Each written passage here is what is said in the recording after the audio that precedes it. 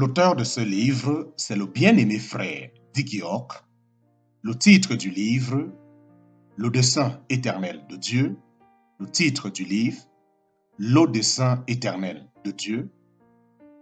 Nous sommes présentement au chapitre 5, titre du livre, Le dessein éternel de Dieu, de la création de l'homme à l'image de Dieu. De la création de l'homme à l'image de Dieu. Nous sommes présentement au chapitre 5. Chapitre 5, le titre du chapitre 5, le dernier Adam. Chapitre 5, le dernier Adam. Le premier Adam a échoué. Les conséquences de cet échec sont si énormes qu'elles sont incompréhensibles pour ceux qui en récoltent les fruits. Adam avait été créé à l'image de Dieu. Adam avait été créé à l'image de Dieu. Mais il a cédé au serpent et a introduit le péché dans le monde. Le péché a entraîné la mort qui s'est abattue sur tous les descendants d'Adam. Le péché a entraîné la mort qui s'est étendue, qui s'est abattue sur tous les descendants d'Adam. Selon le témoignage de l'Écriture, dans toute la race d'Adam, il n'y avait pas de juste, pas un seul. Selon le témoignage de l'Écriture, dans toute la race d'Adam, il n'y avait pas de juste, pas un seul. Il n'y a pas un seul homme juste sur la terre qui fasse le bien et ne pêche pas. Il n'y a pas un seul homme juste sur la terre qui fasse le bien et qui ne pêche pas.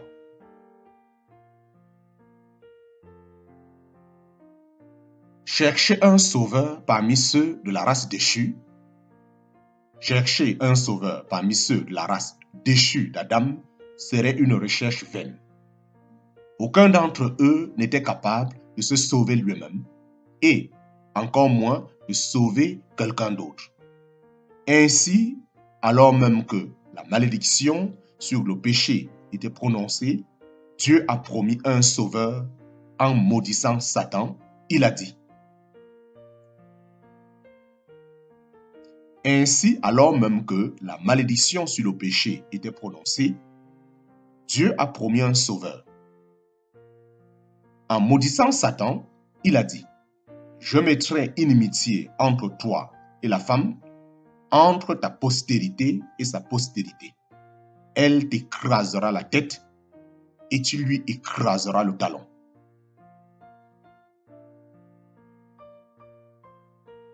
Je mettrai inimitié entre toi et la femme, entre ta postérité et sa postérité. Elle t'écrasera la tête et tu lui écraseras le talon. La signification de cette déclaration n'a peut-être pas été immédiatement claire pour Adam ou sa femme. Ils ont vécu pendant 930 ans sans voir quoi que ce soit qui ressemble à l'accomplissement de la déclaration de Dieu. Mais avec le recul, nous pouvons voir l'accomplissement remarquable de cette première promesse d'un Rédempteur. Dès le début, Dieu a clairement indiqué que ce serait un autre homme qui inverserait la conséquence tragique du péché du premier homme. La parole de Dieu déclare dans le Nouveau Testament que c'est par l'homme qu'est venue la mort et par l'homme qu'est venue la résurrection des morts.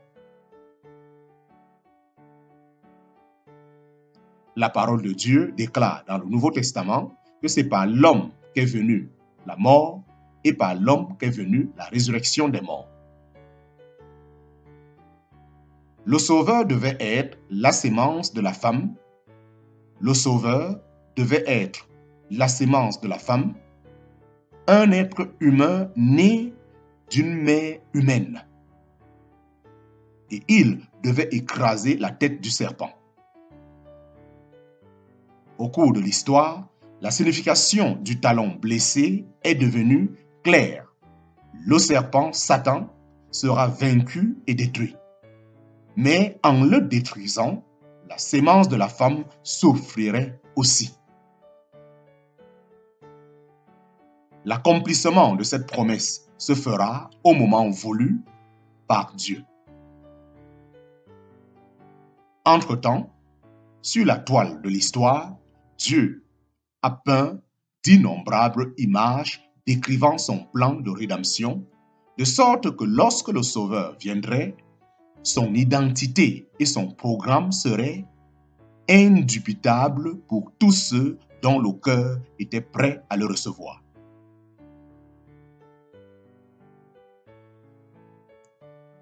Peu après leur expulsion du jardin d'Éden, un fils est né à Adam et Ève. Adam avait été créé à l'image de Dieu, vivant en esprit et capable d'être le réceptacle parfait de Dieu. Cependant, Caïn est né à l'image déchue d'Adam, mort dans les offenses et le péché. Dès sa naissance, il était donc inférieur à l'humanité que Dieu avait créée à l'origine. Un autre fils suivit. Ève l'a appelé Abel.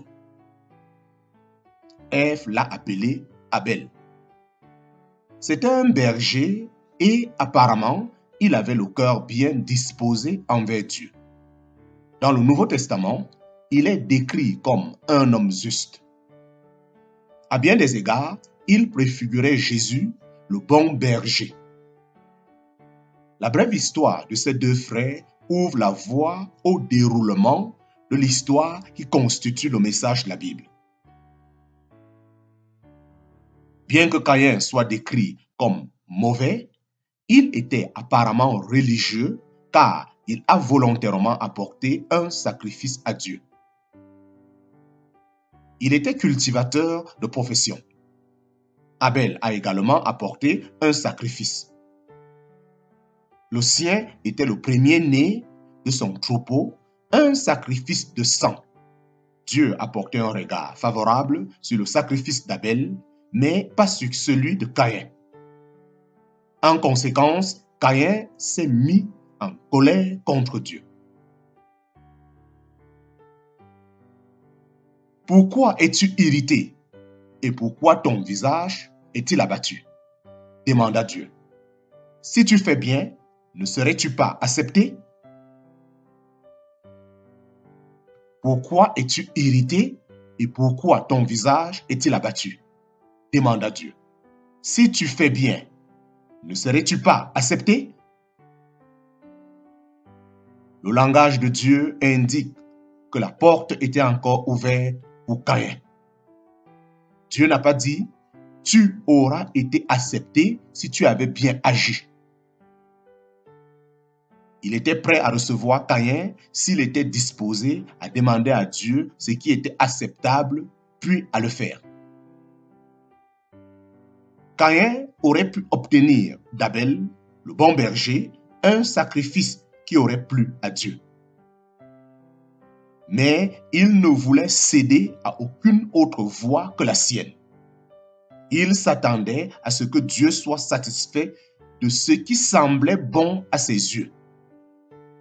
Il était prêt à servir Dieu uniquement d'une manière qui lui plaisait et non d'une manière qui exigeait la soumission à la volonté de Dieu ou l'humiliation devant un autre homme.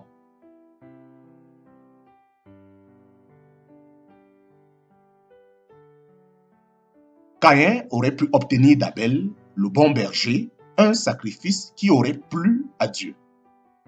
Mais il ne voulait céder à aucune autre voie que la sienne. Il s'attendait à ce que Dieu soit satisfait de ce qui semblait bon à ses yeux.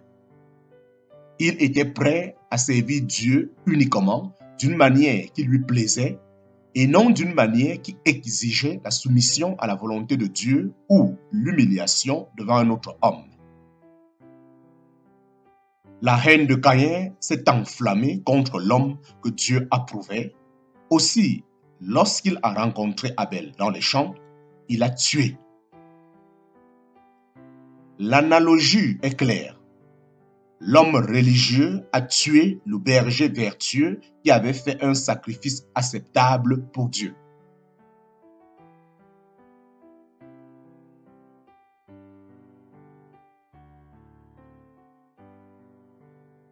La haine de Caïn s'est enflammée contre l'homme que Dieu approuvait. Aussi, lorsqu'il a rencontré Abel dans les champs, il a tué. L'analogie est claire. L'homme religieux a tué le berger vertueux qui avait fait un sacrifice acceptable pour Dieu. L'homme religieux a tué le berger vertueux qui avait fait un sacrifice acceptable pour Dieu.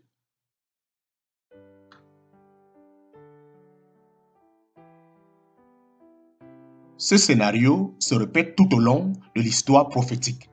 Israël a tué les prophètes que Dieu avait envoyés.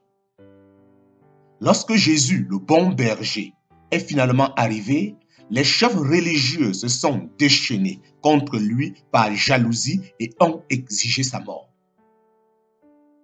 Dès le début, Dieu a clairement indiqué comment son programme de rédemption allait se dérouler.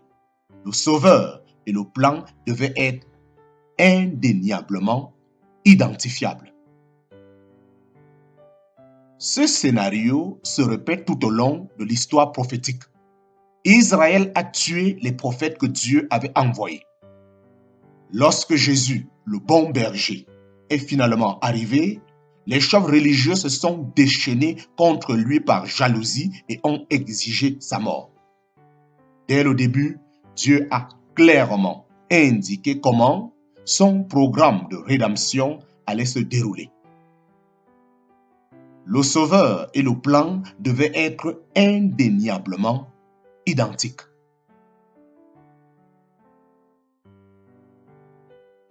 Le temps s'est écoulé depuis l'époque de Caïn et Abel. Le péché s'est accru pendant plusieurs générations jusqu'à ce que la terre entière soit remplie de violence et que toute chair se soit corrompue. Jusqu'à ce que la terre entière soit remplie de violence et que toute chair se soit corrompue. Dieu a décidé de faire disparaître toute personne de la surface de la terre. Ce faisant, cependant, il doit tenir sa promesse d'un sauveur. Une autre image en résulterait. Dieu a déclaré de faire disparaître toute personne de la surface de la terre. Ce faisant, cependant, il doit tenir sa promesse d'un sauveur. Une autre image en résulterait. La colère de Dieu et la miséricorde de Dieu seraient révélées. La colère de Dieu et la miséricorde de Dieu seraient révélées. Son jugement et sa grâce seront démontrés d'une manière remarquable qui préfigurerait une fois de plus le salut.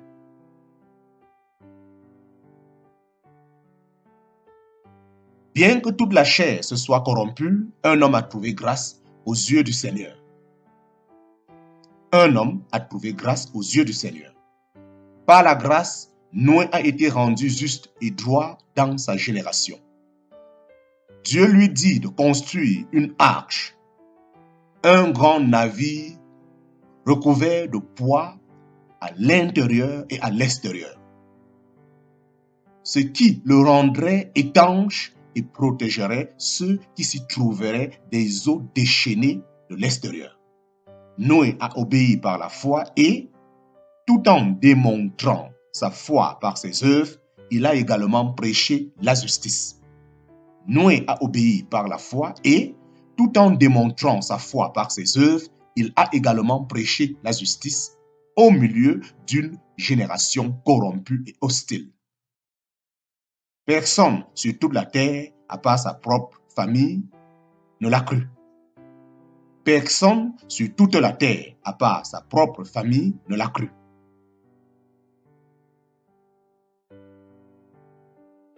Personne sur toute la terre, à part sa propre famille, ne l'a cru.